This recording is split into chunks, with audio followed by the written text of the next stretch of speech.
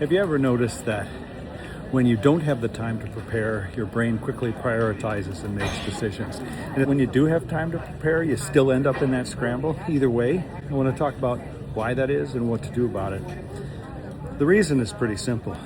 The human brain knows when it's in a time crunch, and it prioritizes. It quickly clears away the options and the distractions and focuses in on what's most important. That's why in a pinch, you can pick the critical path.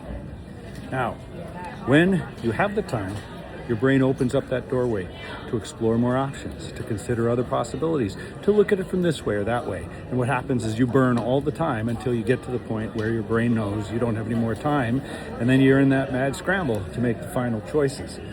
What I do about that is I switch back and forth between the modes manually. I choose, even when the pressure's low, to say, hey, what if I had to decide right now? And I snap into the idea of making those critical, prioritized selections as if I had to. And then I go back and open the doorway again. But by going back and forth between those two things, one effect is that I'm actually making those last minute final prioritizing choices quicker.